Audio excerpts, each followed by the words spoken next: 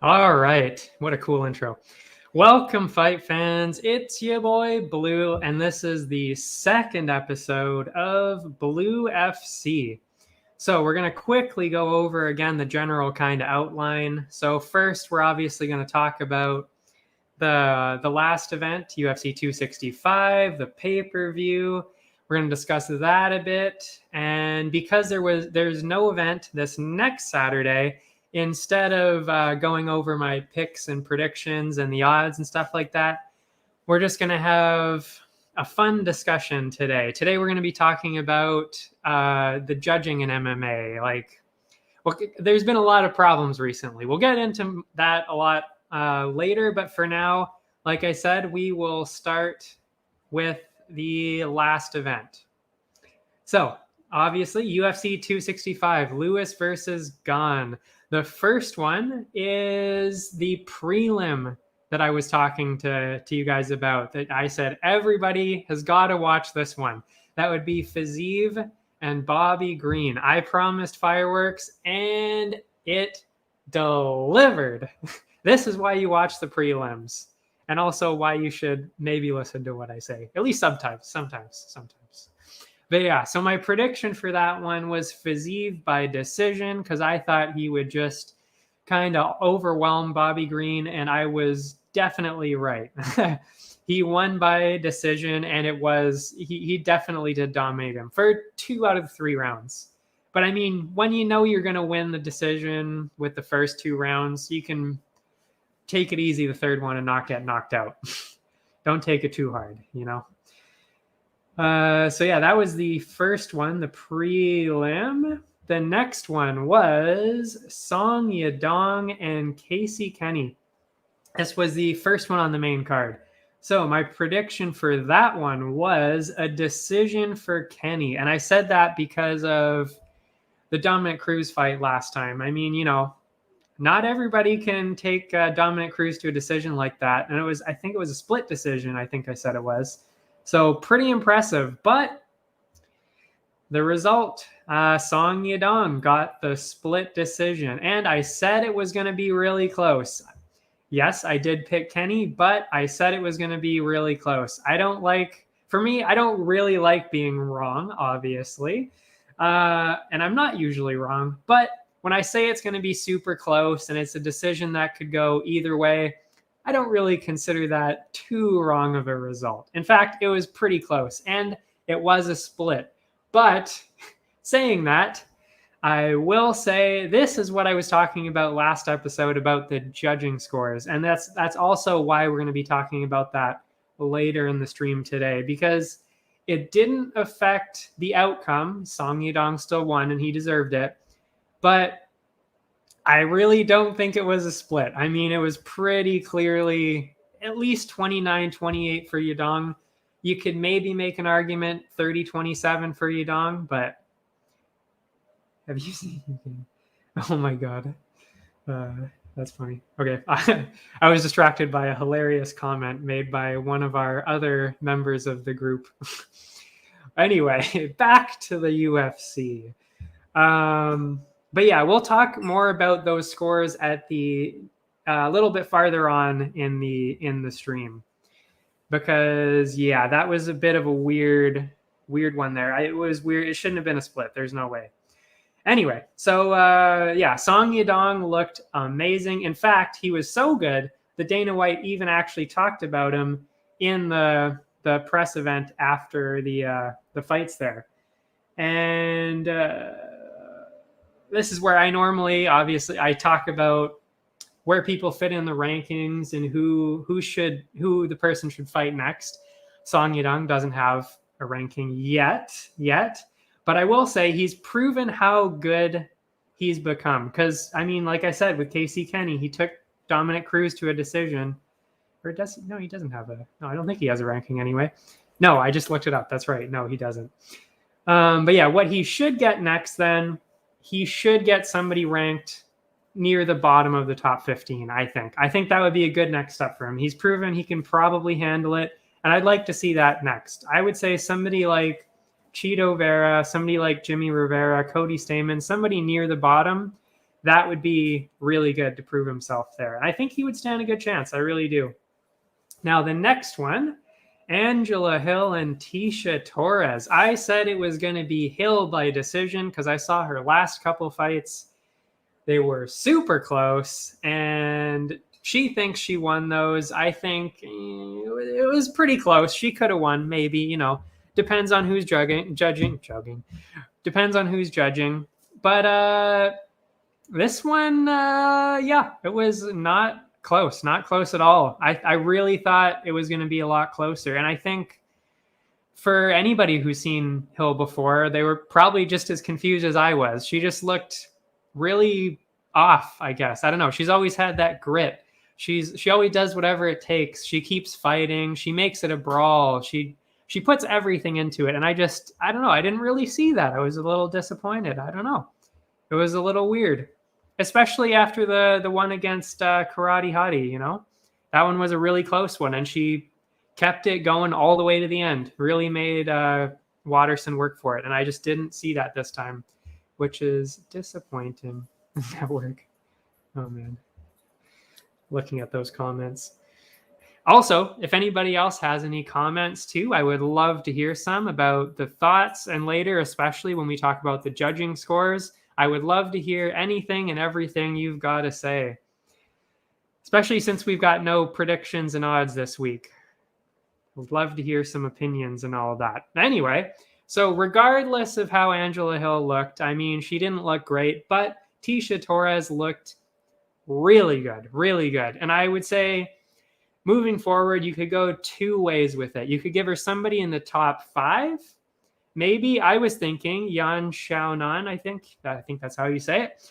Just coming off a loss to Esparza. That was a couple months ago, I believe. That would be a pretty good one. I think she's ranked 4. That would be pretty good for Tecia Torres. Or I would say another maybe close fight, I would say. Who beat Angela Hill last time? Michelle Watterson. She is number 10 now. Torres is now number 9. Sounds like a good matchup to me. I think that would be good. And we all love a good Michelle Watterson fight. So, I mean, you know, makes everybody happy. That would be great. And for Hill, I mean, a couple losses in a row like that, I don't know. And this one was worse. I don't know. I think she's probably got to move down. I don't think she's going to be fighting ranked fighters for the next few fights, which is too bad. Like I said, I really like Angela Hill, but I think she's got to earn her way back up again. And I'm not going to say she's a gatekeeper, but she might have to kind of act as one, at least for a fight or two, just to kind of get her foot back in there. Maybe fight some unranked people trying to move up. If she wins those, then you kind of give her some lower ranked ones again. Yeah. Now for the next one, this one was the only one that I was really shocked by. I was wildly wrong about this one. It is Chiesa and Luque. Excuse me. Now I predicted a decision for Chiesa because that's kind of the way he is. He's not somebody that's just going to go right out and knock somebody out or even do a lot of pressure against somebody that's high up. That's just not really who he is. He's kind of a grindy fighter, a little bit like Usman was for a while, where he just he just gets the win however he can. He just grinds it out, gets the points in, gets the judges' scores, and that's it. So I thought he was going to go with that. And I would say a lot of the analysts even and people at the presser were pretty surprised with how that went too. I mean, and the odds too, because I think after I saw the odds for what happened was, I think, about a plus 2,000 for that to happen. And I totally agree, because I mean, Luque, I would say in that situation, especially against a wrestler like Chiesa, a KO, maybe, yes. But a sub, no. And a first round sub, definitely not. But yeah, that's how it ended, a Luque sub. And it started off the exact way that I would have thought it would have been. Chiesa, as a wrestler, he had 4 or maybe even 5 sub attempts right away within the first, well, he only lasted a couple minutes. But within that first couple minutes, he had 4 or 5 sub attempts. I was like, oh my God, Chiesa is going to do something here, or at least keep him on the ground and get some points. And then out of nowhere, Luque reverses him and gets subbed himself. Crazy.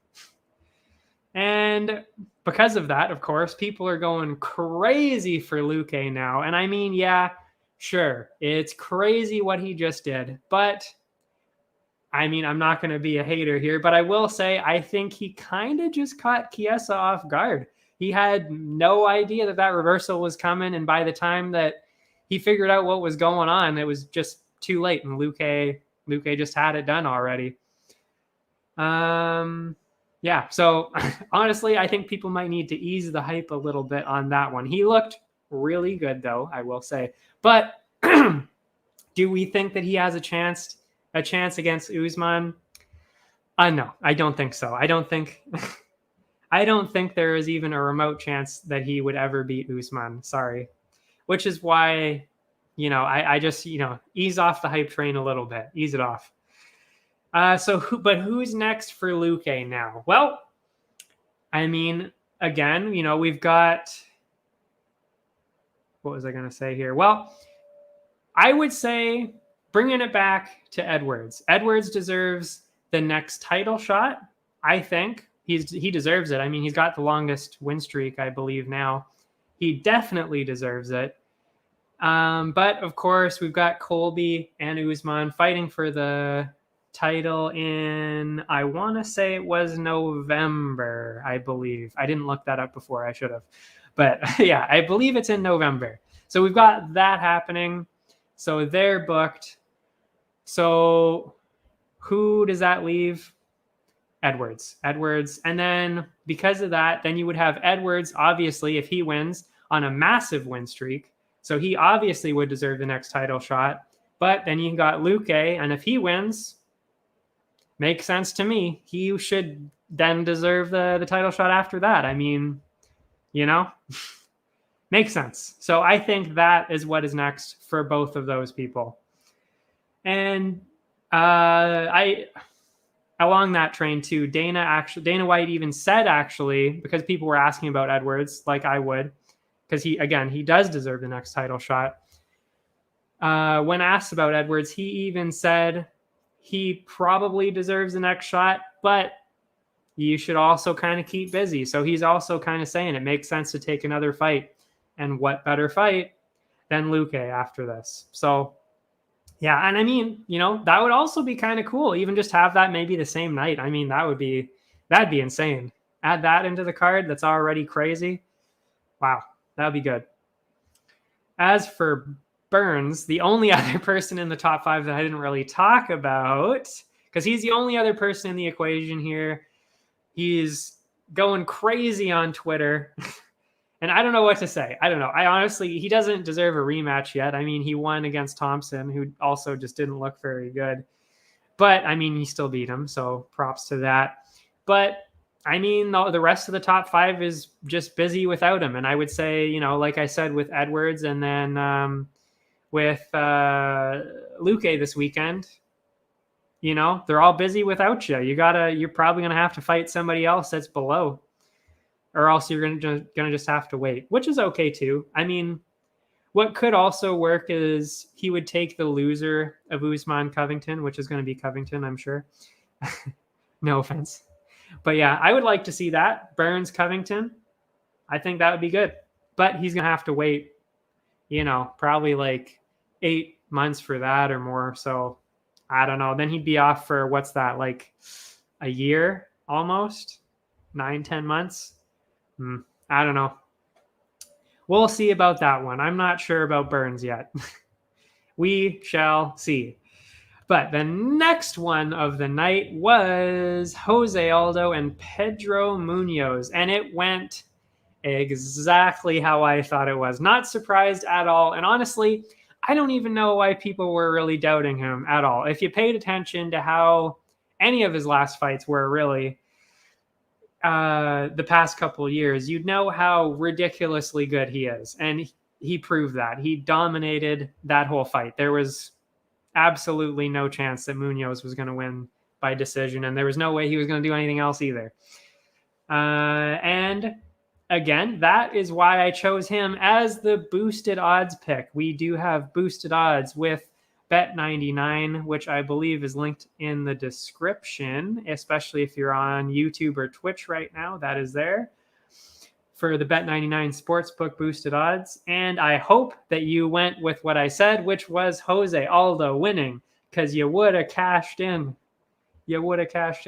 Hopefully we've got a good one next time too. I think we're only doing pay-per-views for the boosted odds, but next time there's a pay-per-view, tune in for those boosted odds, and hopefully you can cash in again. So for the future of the bantamweights, the top 5 at least, we talked about this a little bit last week, and I said we were going to follow up this week because of what was happening with Aldo and Munoz. So, of course, we've got the Sterling and Jan rematch coming up. So we've got that. And then I think TJ Dillashaw, even though I'm not a huge TJ fan, he is the obvious choice for the title shot next. So I think that's where he's going next. And I think he'll wait for that. I really do. And then we've got Sandhagen. And what I was saying last week is the obvious choice for Sandhagen then would be the winner of this one, Aldo and Munoz. And after what we just saw, who wouldn't want to see that? Who would not want to see Jose Aldo and Corey Sandhagen? That is fight of the night written all over it. Come on. Yeah, I hope they do that. I really do. I'm sure they will, because again, who else is Sandhagen going to fight? Everybody else is booked. He doesn't deserve anybody lower. He just smoked everybody else. So, the obvious choice is Jose Aldo, and Jose Aldo isn't going to fight anybody below him. He also just smoked everybody else. So you got to put them together. Let's do it. I would love to see that. Again, add that to one of those cards. Maybe even, again, like I said, add it to that title fight, just like I was saying with the Usman Covington one. Add it to the title fight with Sterling and Jan. Amazing bantamweight night. I would love that. Come on. Everybody would love that. So moving on to the main event, Lewis and Gane. Holy shit. I knew it was going to be one-sided. I said that last week, but wow. Was not expecting that at all. The final stats, 112 strikes to 16. 112 to 16. Wow. I will say I did pick Gane by decision, but my reasoning, it basically just showed you why he was going to win anyway. I really didn't think he was going to finish Derek Lewis, so I really thought he would have done a little bit more. But that just shows you exactly what I was talking about last week, which is why I was laughing at all these ridiculous tweets and videos of people thinking Lewis was going to somehow win this out of nowhere. Like, yeah, sure, maybe there's a tiny chance he would land something crazy. But like I said last time, he is the fastest heavyweight. He can move in and out and not get hit. He's patient. He is smart. He's not getting caught like Stipe did, because he got a little bit excited, thought he had Francis rocked, I should say, jumped in too early, paid the price. Gane is not like that at all, and he showed that flawlessly this weekend. And yeah, that's how he wins all of his fights. He just takes advantage of whatever he can get. He's patient, but not patient in the same way that Lewis is, because we all know Lewis's strategy. You wait and you land something huge. And it does work. It does work sometimes. It works for him a lot, admittedly, obviously. But it's not a gameplay that's going to work with somebody like Gon. He's too smart. He's too fast. And that's what he showed. And this reminds me, I'm looking at my notes here. This reminds me of an amazing quote that Michael Bisping said, I think it was 2 weeks ago. Being patient is one thing. Getting beat up is another. And I mean, how perfect, like what other quote can you slot in to this event than that? I mean, that's literally exactly what Lewis just did. Lewis was trying to be patient, get that one shot in, but he was too patient and he just got his shit kicked in. That's all that happened. You can't wait that long. And I mean, you know, like I said, Gon's patient too, but he's patient in a different way. He's patient to get finished or something like that. But he, along the way, though, he's going to keep busy, get those points in, win on the cards, get a couple hits in without getting hit. That's who he is. And that's just, you know, that's not the way Lewis was doing it. And that's not the way Lewis fights in general, which is exciting, but doesn't necessarily work with everybody. So, of course, the next title fight is the one between, or the next fight for Gon should be clearly Ngannou. And they talked about it at the presser. They're thinking maybe November, maybe December, and that's what I was going to guess anyway. I mean, Gon was barely hit, and Ngannou said before that he was ready to fight in September. So, I mean, there is literally no reason whatsoever why this fight won't happen by the end of the year. I'm sure it will. And again, like the other fights, add this to one of those cards that's already stacked to make it a crazy night. I mean, you got that as the headliner. I mean, really, yeah, that would be a crazy night. And they mentioned trying to do this in Paris, which, I mean, that would be incredible. Because, again, you know, they both fought in Paris. Gon still does. That would be incredible. But I think we all kind of realize that is probably not happening. Because, you know, COVID. But, yeah, in terms of how that's going to go, we'll talk, again, obviously more about this as the event gets closer and when they announce it and all that. But I just can't help but think that it's going to go pretty much the same way. I think it's going to be much closer than this last one, I would think. They trained together. They had the same coach. But I'll bring it back to even what I said last week about this fight. And it's about what I was saying about Stipe and Francis, how that was similar to Gon and Lewis. You've got a power puncher on one side and a well-rounded fighter on the other. And I'll say the same thing again. The well-rounded fighter is usually going to win. Usually.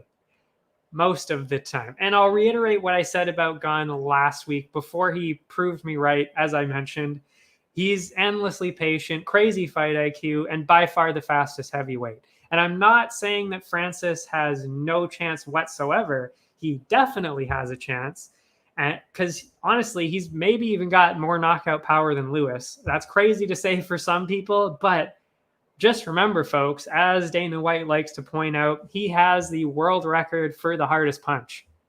So look it up, folks. No cap. This is real facts. Look it up. It is actually crazy. Anyway, so, I mean, and he's also for sure faster than Lewis. I mean, Lewis is not hugely fast. So, ooh, that's weird. There was a truck outside. Sorry. Yeah, he is much faster than Lewis and Ngannou. So, I mean, and he's more well-rounded than Lewis too, which he showed against Stipe. Stipe tried to take him down, couldn't get him down, could not get him down, and he proved that he can do stand-up. He can get out of wrestling and all that. So he has a much better chance than Lewis. But I would say the same thing as before. Gon is going to win by decision. That is my guess. We'll talk about this more in the episode before that pay-per-view, whenever that is. But that would be my guess. He's just gonna do the same thing. He's gonna grind it out, get that decision, and take that full-on belt, not that interim belt, none of that stuff. So before we talk about the discussion that I was talking about the judging, we will take a quick ad break. We will be back in, I think it is 30 seconds. See ya. Allow me to introduce High Stick Vodka, a new way to celebrate victory. Gather around the glass with an award-winning, ultra-premium Canadian-made vodka. You probably won't listen when I say High Stick Vodka has a smooth, hard-hitting taste, or that it's developed in the birthplace of hockey. You won't listen when I say High Stick Vodka is a tribute to the game of hockey, or when I tell you it's distilled 4 times using Canada's purest mountain spring water to provide an authentic, remarkable flavor. But maybe you will listen when I say it comes in a f***ing hockey stick. Showcase your passion for hockey with our limited edition hand-blown hockey stick bottle. Whether you're celebrating victory or drinking to defeat, High Stick Vodka is better after every shot. Visit us at highstickvodka.com. It also comes in this regular bottle. Celebrate victory. Drink responsibly.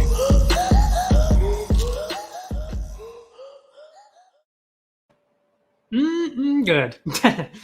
Anyway, bringing it back to, so now we're going to talk about, it's discussion time. Sorry, I flubbed that up. If anybody is in the chat live right now, you can leave your comments and theories and reactions and all that to what we're going to be talking about too. We're going to be talking about judging because, as I've mentioned, the theme throughout really the past 3 weeks, and I mean, it's been so common recently all around, the judging scores have been a little wild recently, to say the least. So as we discuss it, I would love to hear your thoughts as well. So to start it off, we're going to bring it back to this week, which I said we were going to do with Song Yadong and Casey Kenny. A split decision. Let's forget the fact that Casey Kenny definitely did not win, and that should have been unanimous. That should not have been a split. There is no way. We'll just forget that. Put that aside. We will look at the actual numbers, and immediately you should be confused and concerned. You've got 29-28 Yadong. Okay, fair. 29-28 Kenny. Okay. Sounds like a normal split. A little weird if you would have watched it, but sounds like a normal split. And then you got 30-27 Yadong. What? What was that? Immediately, when you hear a 30-27 and a split decision in the same sentence, you should be saying, what the fuck is happening here? Because at least one person out of these 3 judges is losing their grip with reality. That means that one judge thought Yadong was so good that he won every single round. And another judge thought, nah, not even close. Kenny clearly won 2 of those. To some people, that may not sound completely insane, which it is. Let me say this another way. People whose job it is to judge fights and pick a winner can't even agree on 2 out of the 3 rounds. You had one job. This time it didn't matter.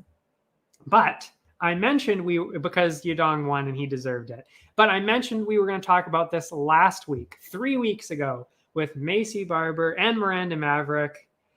As I mentioned before, I love Maycee Barber. I think she was kind of robbed in one of her other fights.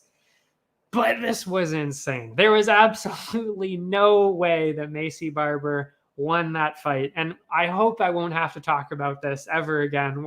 I hope that nothing like that ever really happens again, because you're ruining people's careers by doing this. But anyway, Miranda Maverick clearly won that fight. And I even picked Barber to win. So again, I'm not being biased here. I wanted Barber to win, but she very clearly did not deserve it this time. And again, okay, that was a bad one. That was a really bad one, but at least it's never affected a belt. Oh, wait, it kind of did. I'm not going to say, this was a wild robbery like that one, but Holloway, Volkanovski, both times, I'll admit I didn't see the first one, but I saw the second one, and both times there was a lot of controversy with those scores, all online, everywhere. And people still talk about it, by the way. I see everybody on Twitter. I see everybody still yelling about it. Now, I'm not saying Max was robbed completely, but I really did think that he won 3 of those rounds. I really did. And the announcers were even kind of saying the same thing, that they kind of thought Max was winning at least 3 of those rounds. So I don't know. It could have gone either way for me, but this is the problem. Again, it's a title fight. We're not talking about those smaller fights like the Macy Barber and Miranda Maverick one. Like, yeah, that's really bad because they're ranked. That interrupts the whole rankings and the future. And I mean, a lot of money involved too. I mean, that's bad enough. But now we're talking about an actual title fight for a belt, and then all of that money, all of the fame, the everything, literally everything behind it. And then you've got a controversy like that. You can't have that. You cannot have that in a title fight. And that's what's been going on a lot recently with the judging. It's not a new problem to MMA, and I got tripped up in my notes. It's not a new problem in MMA, and don't even get me started on boxing. But it seems to be getting worse in the UFC, to the point where it's actually regularly brought up by not just fans. Obviously, again, I see everybody on Twitter. I've even kind of done it a little bit myself because it's getting a bit crazy. But even the commentators bring it up. They bring it up all the time. And even Dana White himself, if the president of your organization is saying that there's something wrong with the judging, maybe you should take a look at the judging and do something about it. And that's why we're discussing it today. What can we do about judging? And again, if you have any ideas, leave them in the chat for what we can kind of do to work towards a better kind of judging system, or anything really to help this out, because it's getting crazy out there. Yeah, because we don't want what happened with, I mean, again, maybe not a robbery with Holloway, Volkanovski, but you don't want that to happen in a title fight. You don't want that to happen at all, really. So obviously the first solution, which would be the easiest, and you'd think this would already be happening, judges need to clearly have some kind of training in MMA to judge it properly. Oh my God. Like, why do we even need to say this? Why? Like, should I be judging a swimming competition? Like, should I be judging gymnastics, a diving competition? Like, what? It doesn't make any sense. I don't know how to score people. So why do we have non-MMA judges judging MMA? Anybody? Like, it doesn't make any sense. Or if you don't have some kind of training in place, at least to make sure that you're seeing what's happening properly, you're looking at the right things instead of looking at just the striking or even just the damage on somebody's face. You're paying attention to, what they say, like the octagon control, the takedowns, what they're doing on the ground, everything. It's MMA. It's not just boxing. It's not just wrestling. It's everything combined. You got to combine everything. And that's why you obviously have to have some kind of training. It's insane. Or maybe the UFC could hire their own judges instead of being forced to use the ones from the commission, which is normally boxing judges. And that's why we see some really weird scores sometimes. Because again, I mean, I don't even need to tell you how bad judging in professional boxing is. I cannot watch professional boxing because the judging is so bad. Every time I watch it, I'm like, oh my God, these people, I don't know what they're doing. And the announcers bring it up each time too, but we're not talking about boxing here. Anyway, but yeah, then you get those, the boxing judges coming into MMA who already barely know how to judge. Clearly, I've seen them. And then they're judging it based on boxing rules, which is basically who got more strikes or who at least looks like they've been hit more damage on the face. That's kind of basically what they're doing. But that's not what we're talking about, Like, it's not going to show, damage isn't going to show if they've had ground control for a minute or even been pushing them up against the fence for 3 minutes. It might not look pretty pushing somebody against the fence for 3 minutes, but you're in control. That's 3 minutes of control time. You won that round, probably. I mean, unless something else crazy happened, obviously. But that's not what boxing judges usually see. They see, oh, they're not doing any damage. I'm going to score it to the other person. They're not doing anything. And that's when you end up with bizarre scores. So that would be my other suggestion. The UFC could hire outside help. But of course, then you might have problems because if they're hired by the UFC, then people are going to think, well, they're UFC judges. They just want people that are good for the UFC to win. That's how they're going to pick their fights, which honestly, I don't think that's what would happen. But people love conspiracies. So I'm sure that's exactly the first thing that would happen. But now, for a more creative solution, I was watching the Olympic boxing, and unlike professional boxing, the judging actually made a lot of sense. And this next part may seem counterintuitive to some people, but you might need more judges. You might need more. Instead of having 3, you have 5 judges. And this is based on, well, I think I would say it's probably a mathematical concept, the law of large numbers. The larger your group is, therefore, the more judges you have, the closer you'll get to a true result. And scientists use this in all of their experiments. You want the biggest size group so that your scores represent the real total. And that is the exact concept that the Olympics uses. Instead of having 3, they have 5 judges. So yeah, sure, 3 judges, you're going to have some crazy fluke wins like we saw with Macy Barber and Miranda Maverick and possibly Holloway Volkanovski. Maybe. But it's only every couple events that you'll see, and it's usually not even the whole fight. It doesn't usually determine the winner. Normally it's like, okay, that judge's scorecard was a bit weird. Even actually this past week with Rafael Fiziev and Bobby Green, it was pretty clearly 29-28, like I said. I mean, Fiziev easily won the first 2, and he gave Bobby Green the last one. He started to come back, but it was mainly because Fiziev didn't want to get completely worn out, try and push for the knockout and get knocked out himself. Understandable. But one of the judges gave a 30-27. Again, that made no sense, and it was brought up again in the presser and by the announcers. Doesn't make any sense, and it happens more and more often now. But yeah, when you think about that, though, that's only 2 people out of the 3 seeing something really weird or not paying attention.